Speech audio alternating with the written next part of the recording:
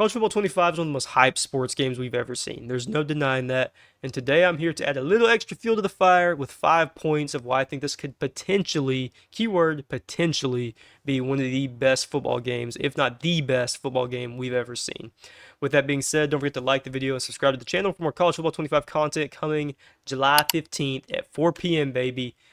I'm so ready to get my hands on this game. Let's get straight into the video. Starting with point number one. I'm going to start with this one because I think this is the one that is not really the most controversial, but it's not applicable to everyone. Not everyone plays offline, so with that being said, the real-time coaching engine and the new AI in this game looks, or at least sounds, really, really good. So we've probably had some form of AI coaching engine in the past with Madden and maybe even the old college football games, but not to this level. At least, again, we have to take it for what we know from reading and the small amount of footage we have. RTC, real-time coaching, looks and sounds incredible. So the computer will now have full access to everything that us as users can do, whether that's bluffing a blitz, spreading the defensive line, pressing, disguising coverages. All of the stuff that a human can do, the bots should, in theory, now be able to do also on defense. Makes the game much harder, no matter what difficulty you're playing on. I'm sure that on the higher difficulties, they will do this stuff more often.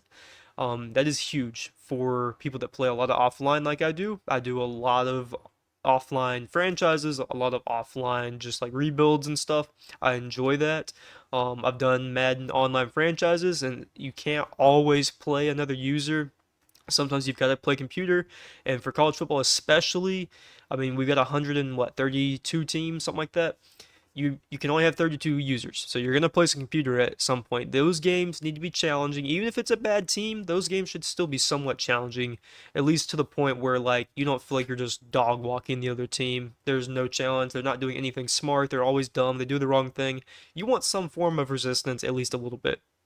Obviously, if you're a big team school, you know, you're like the Georgia, the Michigan, Alabama, Texas, whatever it may be, all of those big schools, you should beat the bad teams pretty easily. But there needs to be some form of resistance where they score a couple times, they stop you a few times. Like, it shouldn't just be cakewalk all game long. That's not real football. And I would assume that most of us want at least a somewhat realistic experience. So the RTC coaching engine is really cool, and I'm hoping it's done correctly. And a few kind of little subtopics that go with this is the confidence, the option defense, and just kind of the in general pass protection stuff.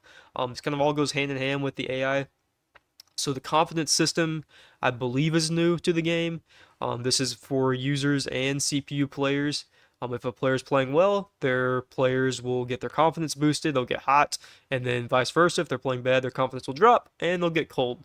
This is really big for the game. It makes the flow of the game feel more realistic. You got players playing better, you got players playing worse. People are kind of going through these highs and lows of the game. That's super cool to see.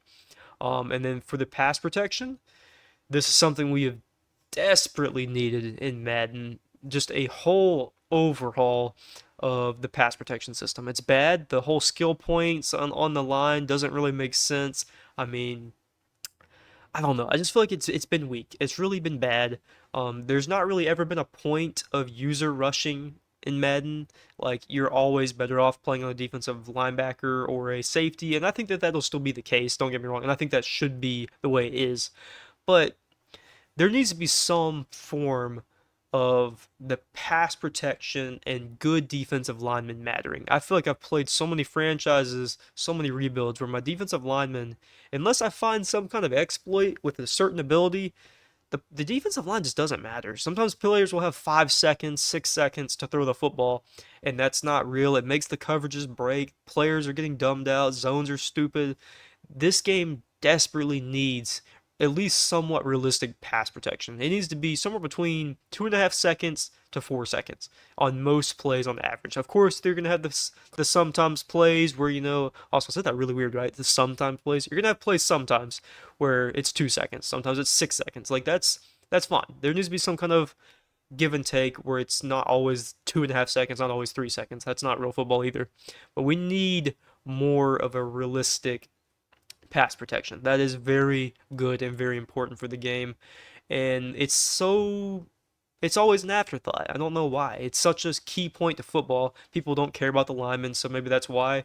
But it's what makes the game flow for either team. We saw how dominant Michigan's defensive line were in 2023. I mean, they just ate up almost every team they played against, and that's how they won most of their football games. Their defensive linemen were just killing people. No one could stop the guys up front. That's the way it needs to be. There needs to be some kind of like, hey, this team has good defensive linemen. We've got to find a way to adjust to play against them. That is very important, and that's part of the chess match that comes with football. And then the last point that kind of goes along with the AI features is the option defense. I don't fully understand what I am reading when I read this. You'll see it on the screen, but it's basically saying that there's new ways for you to play the option and certain styles, or not really styles, but there's ways you can play the option different ways in different scenarios. In the past, it was always just either play quarterback, play running back, and that may still be the way it is. I don't know, but the way that it sounds like it's a little bit more situational. You can kind of change the dynamics of when they play the quarterback, when they play the running back, and then the way the AI will actually sometimes bluff going to the quarterback, bluff going to the running back. So there's a little bit more levels to it, which will be very important because people are going to be very excited to run the option on college football. That's just part of it. For point number 2, this is to me probably the most important thing to this game for it to be successful and for it to be set apart from other football games. The pageantry, the sights, the sounds, the stadiums, the chants, the music, I mean, the mascots, everything that comes with that, the whiteouts, the blackouts, I mean, everything that comes with what makes college football so exciting and so great, that needs to be good in this game. And it looks very good, but we still haven't heard it. We still haven't seen it with our own eyes. We haven't seen it for a whole game, what it looks like. We've seen little snippets and clips of exactly the moments that they want us to see that are very well designed. Do I think it'll be great? Yes, of course I do. I wouldn't be making this video if I didn't. But we still need to see it for ourselves. We need to know what this looks like. Is there going to be a bunch of buggy stuff? Are fans' eyeballs going to be popping out of their head? Like, all that stuff can be fixed, but at the same time, it kills the immersion. I mean, are we going to hear the same commentary 3 times in the game? Again, immersion killer. We need fresh content, at least for the first month or two. You shouldn't be hearing the same stuff after a few days of playing the game, or even a few hours of playing the game. We need to see new stuff, and it needs to be fresh, and it needs to be cool. And then, whenever the excitement wears off after a month or two, that's the only thing that's left in at that point is the gameplay, which needs to be good. For point number 3, this kind of has 3 points with it, but this is kind of all Dynasty related. And keep in mind, this is before the Dynasty deep dive video and blog have even come out yet. That actually comes out tomorrow morning as of the time of this recording. So I can't add everything that's in that because I don't know it yet. But dynamic attendance, recruiting, toughest places to play, all that's super important for the game, and it really is going to add a lot of life to it, especially in Dynasty mode, and obviously that's the point of it. Dynamic attendance, I was really excited to hear about this because it actually gives you a great reason to rebuild a stadium, rebuild a program. Like, there's a reason to build up a team from a bad team, 60 overall, 50 overall, 1-star, 2-star, whatever you want to call them, into a winning program. The stadium starts to get more full. You start to climb those rankings of toughest places to play. That's all really cool to see in the game because I'm so used to Madden where it's like the stadium's always full, and which is, I mean, that's more realistic for NFL anyways. But take the Panthers like last season. The Panthers were terrible and their stadium was always like half full. Aside from them, though, most of the time in NFL, their stadiums are almost always at least somewhat close to max capacity. College football? Nah.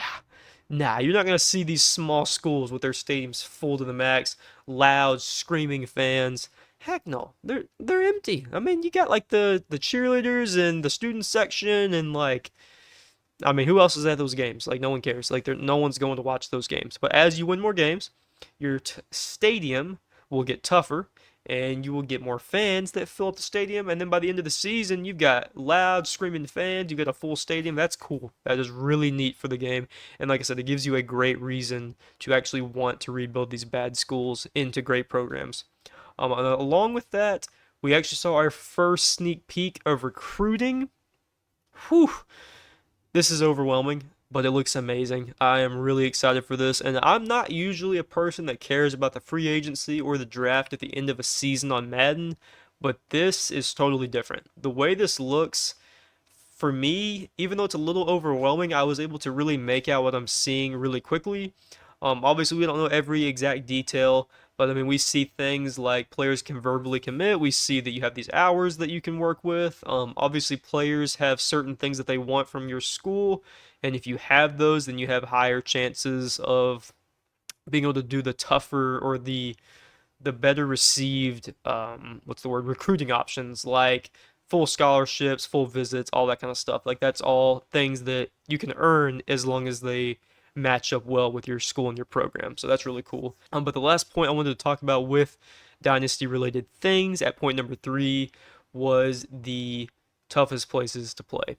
This again kind of goes in with the dynamic attendance I was talking about earlier, but this is something that is so true to the heart of college football. When you go into stadiums like LSU, Penn State, I mean, these stadiums, you're going to feel the pressure of walking into those stadiums, feeling the pressure of being an untested quarterback, an untested team. You're playing a great program, a great school. I mean, you're going to feel the crowd shaking the field on third downs. Like, that is cool, and that is really nice to see in the game. We assumed it would be. There was not really probably ever a doubt that it wouldn't be in the game. But again, we still have to accept and welcome that they didn't take this stuff out because they really could have. They could have taken it out, and it would have been a massive hit to the game. But it's back, and it looks like they've really done a good job of building it in a way that makes it even more fun to worry about and to like take advantage of and to play against. It's going to be tough. It's going to be even tougher than it was. So for point number 4, we have commentary and the presentation. But I don't mean the stadiums, the chants, the sounds, and all that. I mean the presentation on screen, like the stats and stuff. Obviously, we're getting a new scoreboard, a new score ticker at the bottom. That's really cool to see. It actually looks really good, I feel like, in my opinion. But the presentation that I'm talking about is on the screen as you're picking your plays.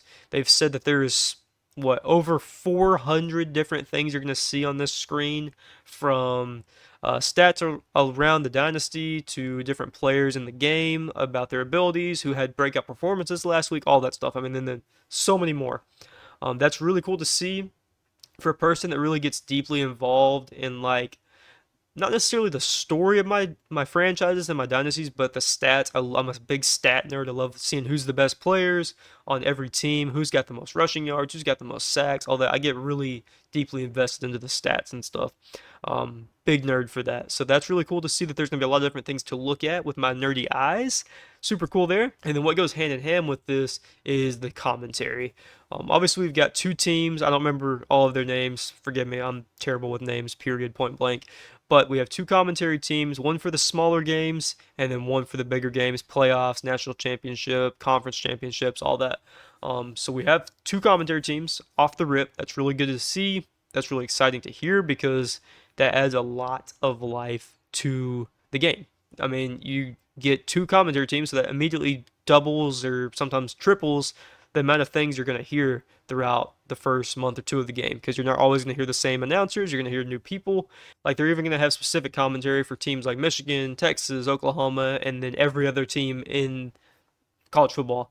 What's really exciting about that is that we have 2 commentary teams. So even if there's only, say, 2 to 4 phrases specifically for each team, designed for each team, I mean, you get to hear that with 2 commentary teams, so at least it sounds different. But I'm sure bare minimum, there's probably at least 5 or 6 different specific things for each team. I would just assume, based on how many hours they've put in to recording commentary. They said, I think it was like over 50 or 100 hours. I know those are 2 drastically different numbers, but it was a lot of hours that they put in to recording commentary for this game, and that's 2 commentary teams, so it just adds so much longevity and lifespan for the game, which is really nice to see. And for the 5th and final point, the foundation of what could make this game by far the best football game we've ever seen, the wear and tear system.